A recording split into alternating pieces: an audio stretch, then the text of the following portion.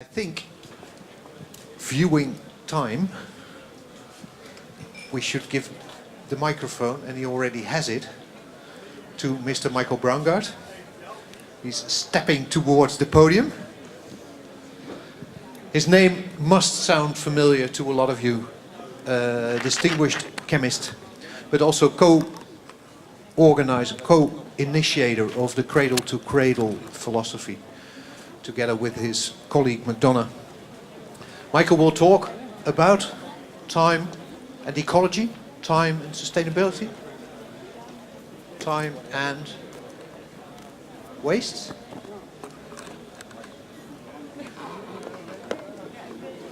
The stage is yours. So, good morning.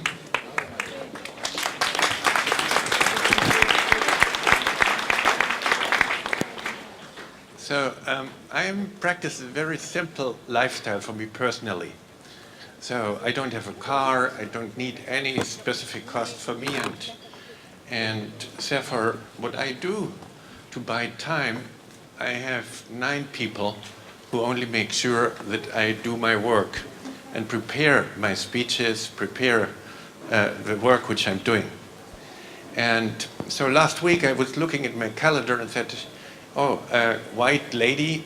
Yeah. So it remembered me a year ago. I was giving a speech at a conference from 60 business women called Business Chicks. Yeah. So women under the age of 30 who do business. And I said, look, isn't it unfair? In the Netherlands, you treat every terrorist better than me. Yeah? Because terrorists get 70 virgins and I get 60 business women. Yeah? So I thought, this time, white ladies, these are business ladies which are have gray hair, older, retired, whatever, talking about business, etc. And then I looked a little more careful in what you're doing, and I found out that it's really interesting for me to be here. Last week was a little stressful because the only thing when you don't have time, when I don't have time, is when somebody else really needs me, because then I normally don't have time, because I'm so busy. But when I really understand priorities, then sometimes destiny tells you a little bit. I have a black tie here because last week somebody told me I had to be in Vienna to help some out with a workshop because my colleagues were ill. And I came there. I normally wouldn't have been in Vienna. And then the colleague which I wanted to work with was ill as well. And I said, what he's doing? And then the others told me he's in the hospital. Then I stopped the workshop and went to the hospital. It was at 5 o'clock in the afternoon. And he came in and he said, Michael, you're just in time. Yeah? And then he's asking me, when is your flight leaving? Yeah? And I said, it's 7:40. Then he took my hands, was smiling, and died. Yeah? So that we just organized his death around my calendar. And he was my closest friend in Vienna. He was the most talented scientist in natural chemistry. And I was his friend for 30 years. And so nobody else was there, and it was just there and holding his hands and was thinking about time, sure. And therefore, I thought, does it really make sense what we do? For example, when I fly to the United States, it takes me nearly as much time to go through immigration than just taking the flight, because there are only 2 or 3 people there who take care of immigration, and then you're waiting in line in Washington up to 5 hours, basically. And when you take a flight, you think, oh, you save some time, but overall, it's just the radioactive radiation, the cosmic radiation, is so intense when you take an airplane that you lose about 1 week of your lifetime as an average when you take a plane. So you could better take a boat for 5 days because it would save you 2 days. You could do a lot, especially when you combine it with waste and sustainability, etc. I'm a chemist, I'm a molecular designer, and I'm a conceptual designer, and I need a partnership with you as designers So people traditionally think it saves the environment if they try to be a little less bad. Like, for example, they print brochures on recycled paper, etc. Or they say take the stairs to protect the environment, don't take the elevator. But it takes longer to take the stairs. So it costs you time. And by the way, when you take the elevator, it takes 80% less energy to take an elevator than lifting somebody up than taking the stairs. A human calorie is about 5 times more energy intensive than the elevator. So take the elevator, it saves time, and it's good for the environment because it minimizes your carbon footprint. So we can do something. We can go over that, and I can show you some slides and activities on timely innovation.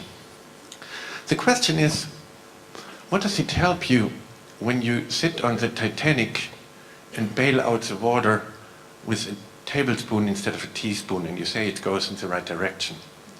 Whenever it comes to environment, people do steps in the right direction.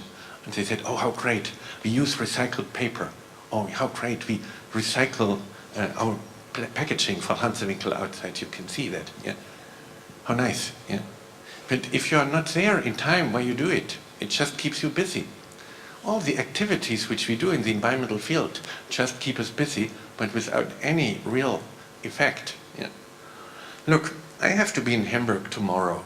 And if I would say, oh, Hamburg is there, so I do a step in the right direction, yeah, everybody would say, what an idiot. First of all, there's a wall.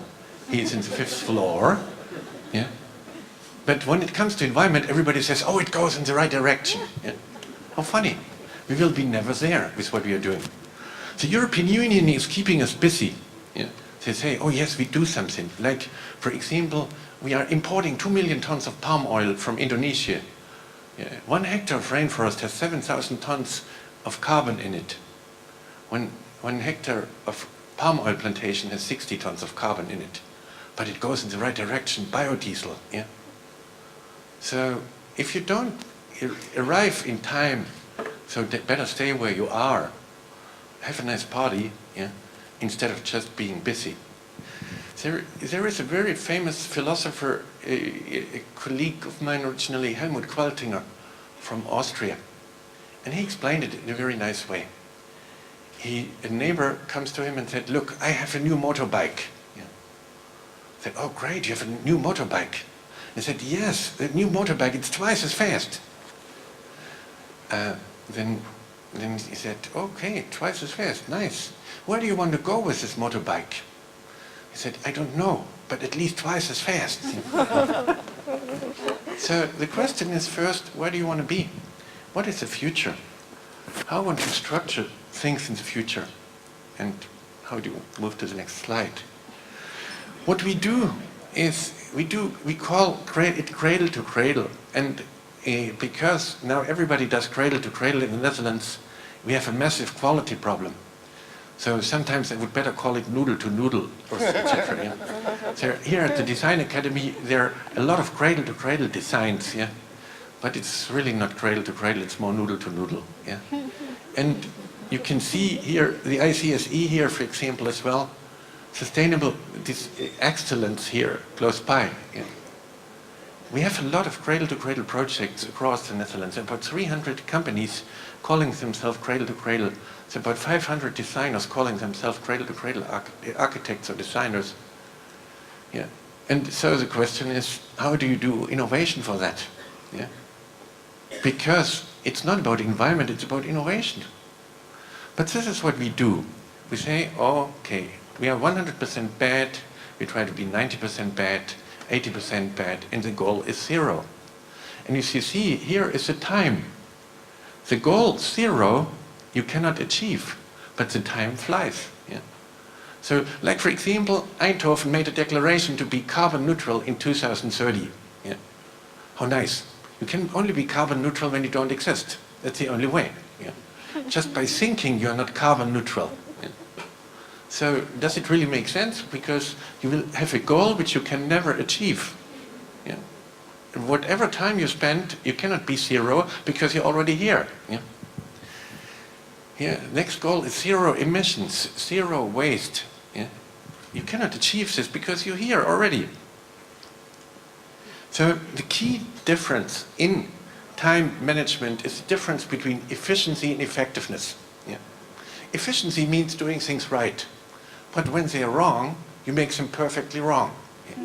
Effectiveness means, what do I want to achieve in time? So where do I want to be in 2020? And please use this year of 2010 to make your time plans, because it will help you personally as well. Look, it's only 1:10 to 20. We basically, by 9/11 and all the Iraq and whatever time, we basically wasted the first decade of this millennium, because it was more backwards. Yeah. But now we become native to this millennium, and now let's give us 10 years to change. Yeah. And not just talk about it, but define where you want to be in 10 years. The problem is that we would need a completely different understanding of design for that. Designers are pretty happy just to beautify things. Yeah, they said, oh, what a nice stuff. Yeah. Yeah. So they said, oh yes, we use recycled paper, instead of asking design questions. I, for example, was in Venlo. There's a company, OSE. They make printers. I said, oh, we have a new printer. Isn't that great? Yeah. It's twice as fast. Yeah. And takes 20% less energy. I said, hey, the paper which comes out of your machine, could I eat it? I said, what? Could you eat it? I said, yes, it's a biological material, cellulose. Can it be designed that I can put it in my compost, yeah, and eat and use the compost to make vegetables, to grow vegetables? I said, what? I said, look, could I put it in my fireplace and just burn it and put the ash in my garden to grow vegetables? And they said, no. What they did, they optimized the wrong thing. When you optimize the wrong thing, you make it perfectly wrong. And you save time, but for what? What does it help you to save time if you make toxic stuff more efficient? Yeah. In this logic, East Germany has been protecting the environment far more than West Germany. Yeah? People say, oh, please protect the environment. Use your bicycle instead of using your car. Yeah. But you don't protect the environment, you only destroy a little less. So that would be the same if I would say, please protect your child, beat your child only 3 times instead of 5 times. Yeah? Or your boyfriend, whatever. Yeah. So you don't protect with this logic, you only destroy a little less. And because East Germany was completely inefficient, they couldn't destroy all the wetlands. The species diversity in East Germany was so much higher than in West Germany just by inefficiency. So if you do something wrong, don't make it efficient. So don't talk about efficient time management, talk about effective time management. Efficiency means doing things right. Effectiveness means what is the right thing. Yeah. And then you can optimize it. So that's why I ask you, make a time plan for 10 to 20. Because look, just last night, yeah, 6,000 children died because of not having healthy drinking water. Yeah. What Dr. Parkinson was talking about, yeah, that's true. That if most of the children in Africa are suffering the first 3 years, and half of them don't survive the first 5 years. So why don't we think about a positive agenda? Now your customer becomes your friend. When you go back and said, hey, please, I'm 90% pig, 80% pig, 70% pig, and my goal is 0, the message is clear, please don't buy my stuff, because you can minimize your carbon footprint even more by not buying it. When you say, hey, where do I want to be in 5 years, in 10 years, positively, then your customer becomes your friend. Because the more he buys, the quicker you can change. And you don't need to be perfect as well. That, okay, I already reached 10%, and please help me. This is my agenda. This is effectiveness. So the Dutch understand this very easily, because the culture is built on flowers. Yeah. Like, for example, when you, for example, we heard just from Anna Marike that she spent time with her lover and not telling her husband, if I understood it right. Yeah. So maybe she came home and he's really angry, not by knowing that, but because she was so late. Yeah. So think about yourself coming home and your wife and your girlfriend is angry. With a bunch of roses, completely inefficient, but amazingly effective. Yeah? Or think about, for example, a woman in the Netherlands eats 6.3 kilograms of lipstick during her lifetime. Yeah? Oh. Yeah? This is completely inefficient, but amazingly effective. So think about Mozart being efficient. Think about Van Gogh being efficient. But everywhere you see in the time planners, it's about efficient time management. But efficiency is ugly. That you can see outside. Efficiency is fast food. Yeah? Very efficient. Yeah? So think about inviting somebody for dinner, efficient dinner. In the most extreme form, it would be a tablet with some Dutch flavor and a glass of water. Very efficient. Yeah? Think about falling in love with somebody efficiently. Yeah? Think about Dr. Parkinson, don't listen to that. Think about, because in America it's politically incorrect, think about efficient sex. Yeah? So everything in life which is nice is not efficient. But when you look at time, it's always about efficiency. How sad. When you want to be efficient, yeah, you will never have enough time because there's always more you can do in this time. Yeah? You always put more things in it, like you said it in your introduction. Yeah, so think about a positivity agenda. Think about where you want to be in 10 years. Think about where society can be in 10 years. And we need to do so because we are running out of time as an industrial system. Yeah. Just every day we are losing in Europe between 10 and 30,000 industrial jobs. Yeah.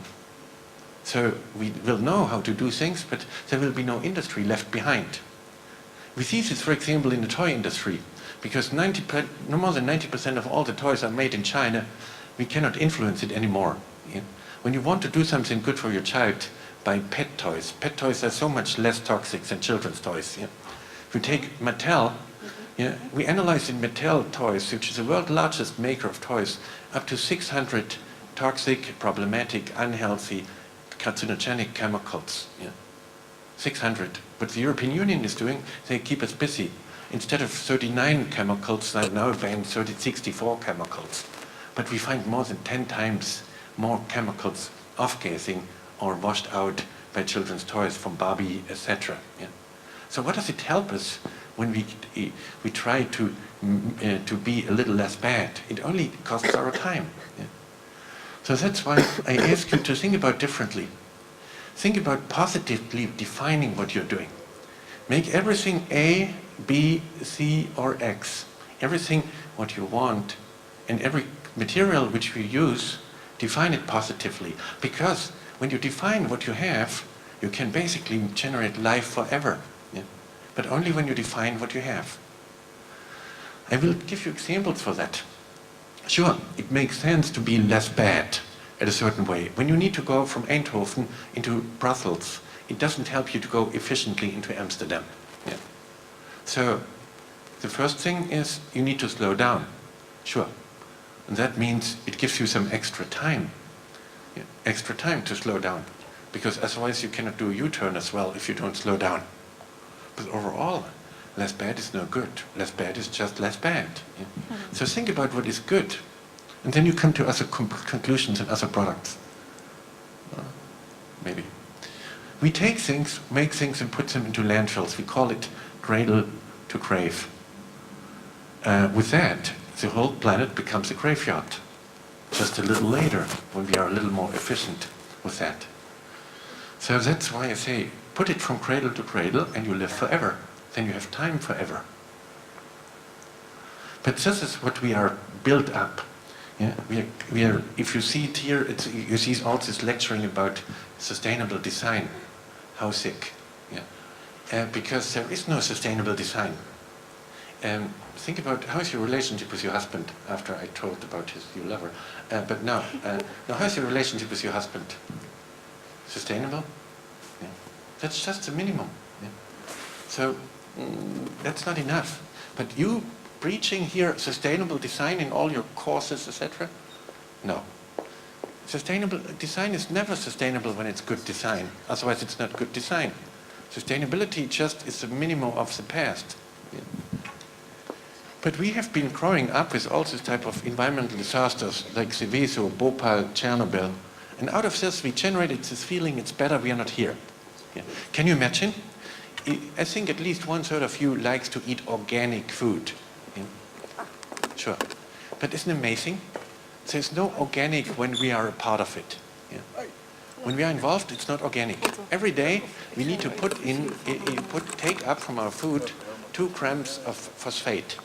Phosphate is far more critical than oil, far more. It's far more rare.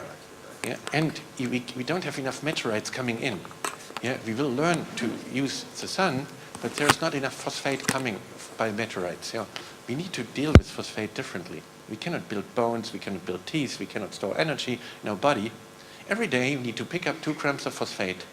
Now when we want to put it back in the biological system, it's not allowed when we want to call it organic. There's not one label all over the world which allows organic where we are included. So when we want to put our feces back, it's not organic anymore. How sick. We feel so terrible about being here, out of all these environmental disasters, that it's only organic when we are not involved. How perverse. And there is no legal limit for radioactivity in fertilizer. Yeah. And as well for all the rock which is used in organic agriculture, it's amazingly radiating. Yeah. And sure, it causes leukemia because background radiation is critical to make leukemia. That's why lifetime expectation, when you generate so many cases of leukemia extra, is not really getting so much up. Look, one case of leukemia makes at least 9 jobs, so that's something, coming back to Jay's speech on that. Can you imagine there's far more radioactivity being mined by the phosphate industry than it's used in all nuclear power plants? Far more.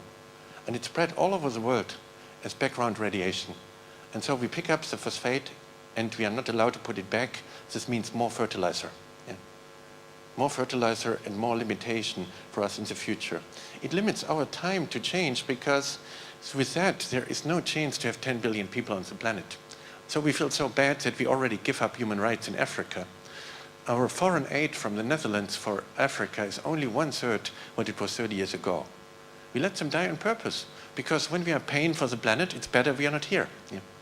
Maybe you know this joke, says one planet meets another one and says, you really look terrible today.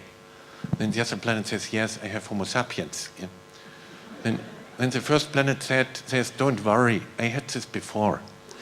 So it will disappear. Yeah. So we feel somehow it's better we are not here. This is why we try to minimize, reduce, avoid our footprint. Yeah. Can you imagine? Yeah. So the Netherlands decided to minimize their carbon footprint for 20% in the next 10 years. This will be overcompensated in China in 1 week. So why should we do so? Just to make our stuff a little less bad, only because our designers just think, oh, I'm there to beautify things. I'm not there for design. I'm only there make a little different shapes on it. Yeah. So in that context, it doesn't make sense. Sure, when you're in Sweden, your footprint means that you destroy the soil. That's why you try to minimize your footprint. So when you want to minimize your footprint, cut off your toes, like Cinderella. Yeah? Then you have a smaller footprint. Or you can wear high heels. Yeah? That minimizes your footprint as well. Yeah. But does it really make sense? You can do something. Don't drink sparkling water. Yeah? You can reduce your carbon footprint for 3 liters per bottle. Yeah? You don't drink champagne instead of Prosecco. Champagne has 3 times less carbon dioxide emissions than Prosecco. Yeah? You can do something. Yeah? But when you're in Italy, for example, your footprint means the water stays long in a meadow. So why don't you have a big footprint, but make it a wetland? Yeah? So why don't you celebrate human beings? Instead of looking at a child and saying, hey, it's better you would not be born, yeah? Yeah? Then you could be 0 from the beginning by not existing. Yeah? But so even if you would shoot yourself right now, you would have emissions. So don't do it. It doesn't help. Yeah. So, but this is why we feel so bad. Our planet looks terrible, and because it's of design. Because the people who do design are just not smart enough. Yeah. Overall, packaging design, most stupid idiots. Yeah? So don't talk about green design, because it's only about good design. When you make design which destroys the planet, this is a design problem. Yeah? And it's your problem, because you're not good enough in your design. So think about, we talk about waste to energy, yeah? Design. Yeah? We lose just 100 million euros in the German incinerators of copper. Copper is far more rare than oil. Yeah? There are 12 million tons of plastic going into the oceans every year. Yeah? 12 million tons. There are regions in the Northern Pacific where the plastic concentration is up to 40 times higher than the plankton concentration. There are more whales, seals, turtles, seabirds being killed by plastic than by anything else. This is a design problem, isn't it? Here. Oh, Copenhagen, carbon neutral, in 2025 already. It's a design problem. They only can be carbon neutral when they're not existing. Yeah? So I was standing in the dark with Shimon Peres for 4 hours because everybody was blocking the conference room. And it was minus 10 degrees Celsius. How can you talk about greenhouse effect when it's minus 10 degrees Celsius? Everybody was thinking, could it be a little warmer? Yeah?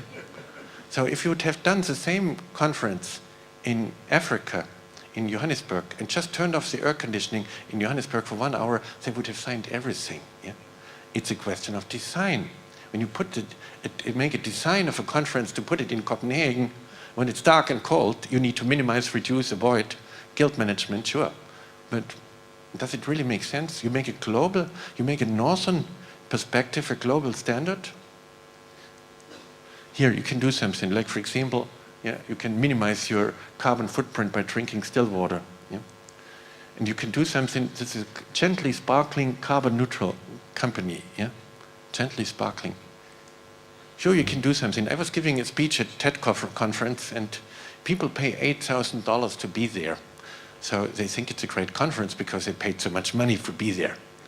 The whole thing is sponsored by Fiji, yeah? Fiji water. Sure, look. In the Netherlands, we are able to deal even with the rise of the sea level for about 2 meters. We can handle that. But 50 centimeters will be the end of Fiji Islands. So they really ship the water. You can have it in Rotterdam, in Amsterdam, in all the nice hotels. You can have Fiji water as table water. Yeah? And it's good because you do something. Because they're going to be flooded. So if you take the water permanently from there, they get flooded later. Yeah? So there is something you can do. Yeah? So the design is wrong. The water here, you make equal balances. Yeah? The water here comes from Fiji. Yeah? And you see, they understand it's beyond carbon neutral. Yeah? Beyond carbon neutral. So they are further ahead than anybody here at your design academy. Yeah? Because you're all in carbon neutral. Whenever I see in your, it's all carbon neutral. So Fiji water at least thinks beyond carbon neutral. But does it make sense to have water from Fiji? Yeah? Every Rhine water is better than this water. Every tap water is better. Yeah? Magnesium content of Rhine water is about twice as high, for example. Yeah? Our goal is 0. How nice. Sure. If this is your goal, fine. Yeah? Isn't it amazing? When you are in the Netherlands, you said, we had a very nice dinner. You said, very nice. When you do the same in Spain, you only do it once. Yeah?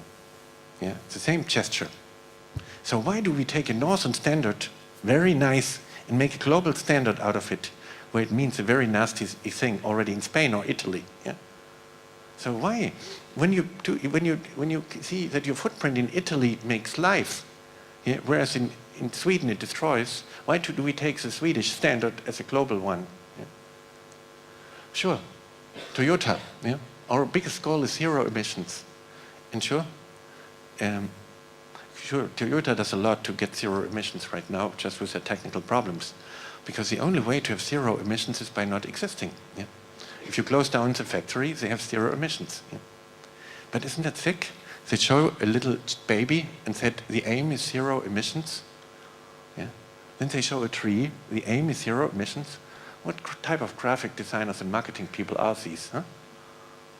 It's a Dutch design team, by the way. The aim is 0 emissions. The tree doesn't have 0 emissions. The tree makes oxygen. Yeah? The tree cleans the air. The tree is habitat for 200 other species. Yeah? The tree makes soil. Yeah, we talk about carbon neutral, and then we make biogas out of corn. It would be funny if it wouldn't be that tragic. Yeah? When you grow 1 hectare of corn in the Netherlands, you lose between 11 and 30 tons of topsoil per year. Yeah? We lose 5,000 times more topsoil than we make. So in 1 year, yeah, we lose the topsoil of 5,000 years. Yeah? So we are already carbon negative just by growing the corn. Whatever we do with it, it's carbon negative just by soil depletion. 2/3 of all the carbon is not in oil, not in coal, it's in topsoil. So where is the design to rebuild topsoil, please? Yeah. But this is the aim, 0 emissions, 0 footprint. They tell you everywhere what you have to do. So the question is, are we too many? That's the first and key question. Yeah. When you think we're too many and we are pain for the planet, just to try to slow down doesn't mean anything, because we only destroy the system more profound. When you have a quick collapse, the system can recover from the niches. When you have a slow collapse, the niches die as well. So we better have a great party and collapse. It would be better for nature than trying to minimize our carbon footprint. Yeah. Sure. So, are we really too many? The biomass of ants is at least 4 times bigger than of human beings. You can talk the same about termites, but nobody likes termites in the United States. And I can tell the same about mosquitoes, but mosquitoes' biomass is about 10 times bigger than the human biomass. But everybody likes ants. Even termites are better humans, yeah, because they're all vegetarians, yeah. But we eat meat. Yeah. So we already made our calculation for taking the elevator for vegetarian. Yeah. So for meat eater, it's even worse. Yeah. So ants are very nice, but they kill each other like we. So they're pretty much like us. Yeah. And because they don't take elevators, they always take the stairs. Yeah. Because they work physically so much harder. Yeah. They equal about 30 billion people in our calorie consumption. So we are not too many, we are too stupid. Or, be clear, you are too stupid. Because your design is stupid. It's not designed for 10 billion people. So just to make it a little less bad, a little recycling paper, what doesn't matter? Yeah. Just rearranging the deck chairs on the Titanic and you call it eco-design. How funny. Yeah. So, we are not too many, we are too stupid. Our designers are not good enough. And what I learned is people are happy just to do a little different shape and said, oh, it could look a little different. Oh, isn't it great what a smart designer I am, instead of first asking, what is it? Yeah? And where can it go? Yeah? And for that, we are too many. So you are the key problem, because you're just happy enough to make a little aesthetics, yeah? Instead of understanding design holistically. Sure, we can look at buildings, architecture, we can look at termites, and this is a result. You say, oh, the greenest house is the one which you don't build. Yeah. How nice. Yeah. So there's a voluntary human extinction program in the United States, for example. So why don't we do it differently? Why don't we reinvent everything? Why don't we do things to make them good for the other species as well? There are only 5 ways to control people to be less bad, but there are millions of ways to support people to be good. Yeah. So why don't we make buildings like trees? Why don't we make cities like forests? Then we can be a beneficial footprint. By the way, this is Bill McDonough, my best friend in the United States. When you wear a tie, yeah, you can close down 21 power plants in Europe in winter, because it can reduce the room temperature for 2 degrees Celsius. Yeah. Yeah, but the only thing is that women need to wear ties as well. When you feel a little strangled, yeah, you can reduce the room temperature. You see, I'm sweating, even it's normal temperature. I have this tie to honor my friend Hans Werner, who died, to think about him. But when you wear a bow tie, it's so much better. You can minimize, because it takes less stuff to make a bow tie. Yeah. So just in summer, we need to make legislation that men need to wear skirts as well. Then we can reduce the air conditioning as well for 2 degrees Celsius. We can do something. This is about 5 times more than you can do with any banning of light bulbs in Europe. Yeah. So the European Union is the most dangerous system for us, because they pretend to do something. They keep us busy. Well, Cradle to Cradle comes from the United States because of George Bush. Yeah? George Bush clearly said, I'm not very smart and I don't do anything. Yeah? So it was clear it was up to us. Yeah? Yeah? So George Bush was, for example, in Sydney, in Australia, yeah, and he said, I'm so glad to be in Austria, because he didn't know the difference. In November 2007, yeah, after being for 7 years in power, he didn't know the difference between Australia and Austria. Yeah? And then he was opening a conference, yeah, and he thought Vienna, Austria, yeah, and he was opening the OPEC conference, because OPEC is, yeah, he knew that it's in Vienna, yeah. Yeah, but it was the Asian Pacific Conference, APEC, yeah. When this is your president, you know you have some potential as well, yeah. Because with these limited abilities, you can become president of the United States. Oh my God, you have some potential as well. This is much better than Al Gore, who pretended to do something, but we lost 20 years of time because he was diluting the Kyoto Treaty. Yeah? Later we gained 5 years back with his film. But before we lost 15 years because he thinks it's an ethical thing. Yeah? Ethics. And you know, whenever you don't have time, whenever you have under stress, you forget ethics immediately. Think about you in a traffic jam. Think about you on the way to the office and you're late. Yeah? How easily you forget ethics. So when you make it an ethical thing like Al Gore, you forget it when you need it. It's not there when you need it. Yeah? Only for Mother Teresa, but that's less than 2% of her population. Normal people forget ethics when they are under stress. Yeah? Not only the Germans. So that means think about systems which don't need ethics, yeah? Which are designed, like we heard from Jay, about systems which are designed by quality. So I'm not talking about green design, I'm not talking about sustainable design, I'm talking about good design. A product which stinks is just bad design. Yeah? You can smell it. Yeah? You can smell the toluene out of it. Yeah? So it's just bad design. Yeah? And then you understand when you're in crisis, you need to invest in quality. Ethics you forget, but quality, to improve quality, you understand easily. So that's why we can reinvent everything. And it's high-tech. It's not just a little less bad. So it's not active, not passive houses. Okay, when you have some sadomaso diseases, it needs, etc., you might like a passive house. Yeah? You need somebody to beat the shit out of you. But normal people, I want to live in an active house. But the biggest goal of the Dutch architect society is passive house standard. Yeah? That means you seal the building, but in the building, the air quality is already 3 to 8 times worse than outside urban air. This is because of you. Because nothing of the stuff which you are designing, you design for indoor use. Now you're sealing the building, make it sealed, yeah, and you make indoor air quality even worse. Asthma in the Netherlands is by far the most relevant children's disease. Yeah? How funny. It gives you a lot of time, as you say, yeah, when you have some disease, you have time, because then you need to spend your time for your child. But is it really the quality time which you want to have? We can make a difference. We can make products which are good for the technosphere over the biosphere. Everything that gets consumed, like food, like detergents, like brake pads, which is designed to be a biological nutrient. Everything that is just used as a service, like a washing machine, like a window, needs to be designed for the technosphere. So there is no waste anymore. There's no waste reduction, no waste avoidance, no guilt management anymore. It's just quality. You cannot make an energy-saving window without toxic stuff in it, but it's only toxic when it goes in the environment. In the technosphere, it can go forever. But this is not about zero waste. It's not about waste equals food. No, it's food equals food.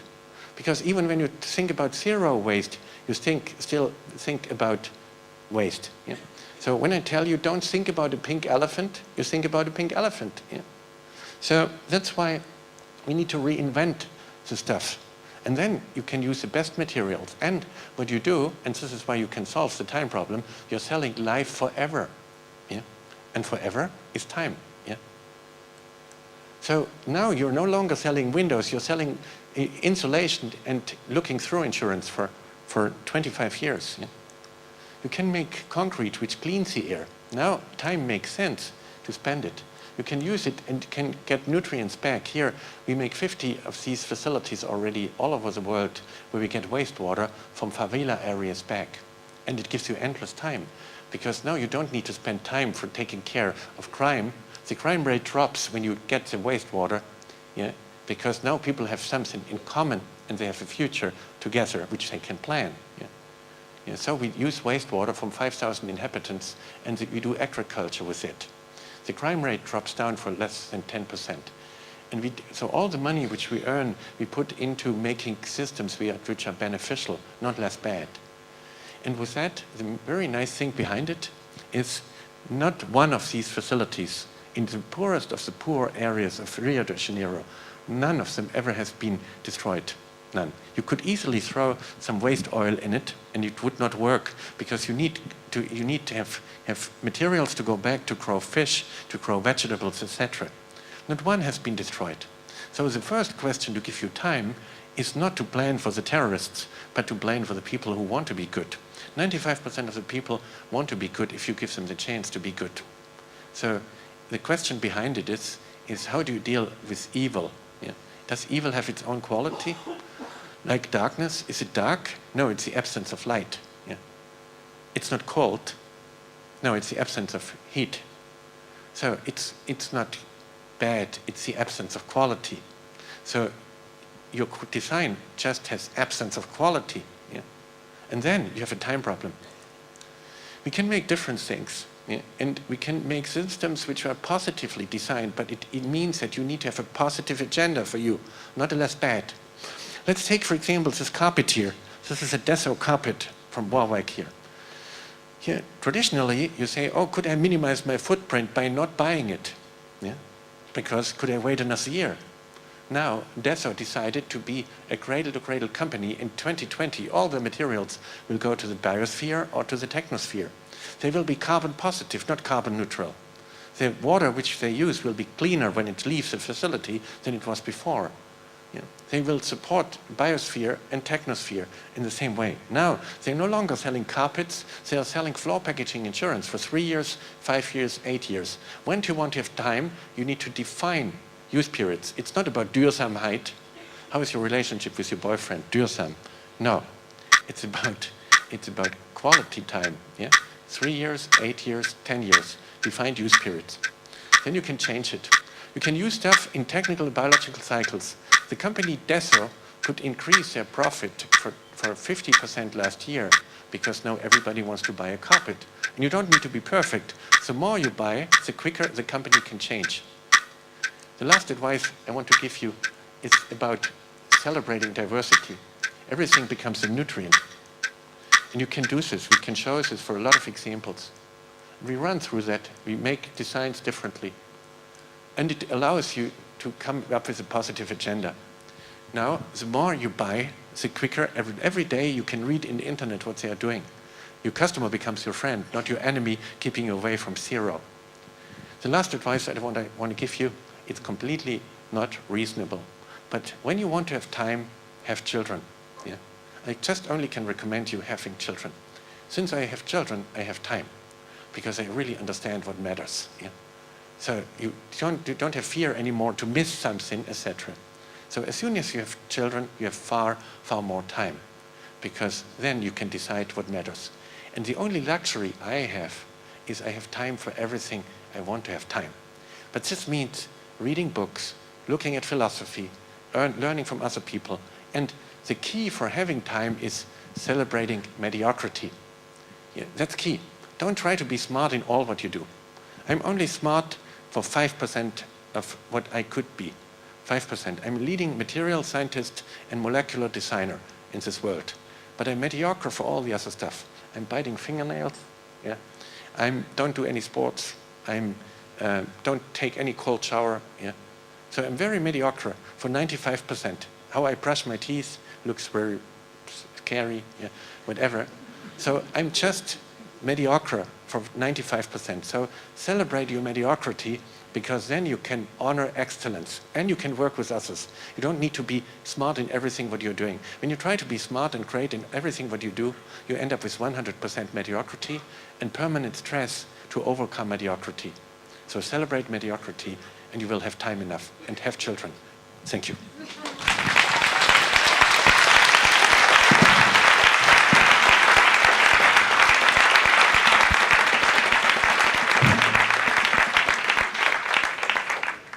Stage already.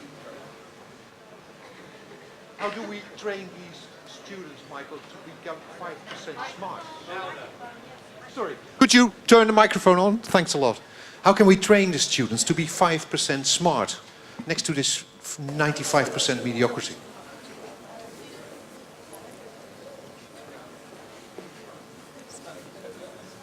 Could you turn it up? Okay, so what it means is first celebrate mediocrity. Look at where you are and say, what is I'm mediocre, and honor it and enjoy it and tell anybody that you are mediocre. This allows you to work with the others who are excellent in their fields. So that means you can reinvent everything because it allows you to do so. And then build on your strengths. Think, what do you really enjoy? What are really good in it? And then do so. But understand design holistically, not just a little beautifying of the stuff in it. And that's what it means. You can become a designer of material flows, a designer of processes, a designer of communication systems, completely different. When we want to change the world, we need to reinvent everything. So the existing stuff is so amazingly primitive, so that whatever you do is so much better. Can you imagine? 3 years ago, we were the first ones in human history who developed a plaque for your bra, for your underwear, which you can put on your skin. The first one in human history. Before that, we had to say you can wear any color as long it's not black, different to Henry Ford. Now we can say you can wear black as well. But all what you see, all this designer black, is just hazardous waste.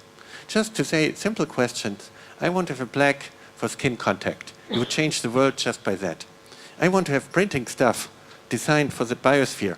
Yeah? In 5 years in the Netherlands, we will have paper which we can burn in our fireplace and put the ash in our garden. It's just a yes-no decision. When you really want to make this very effectively, come back to yes-no decisions.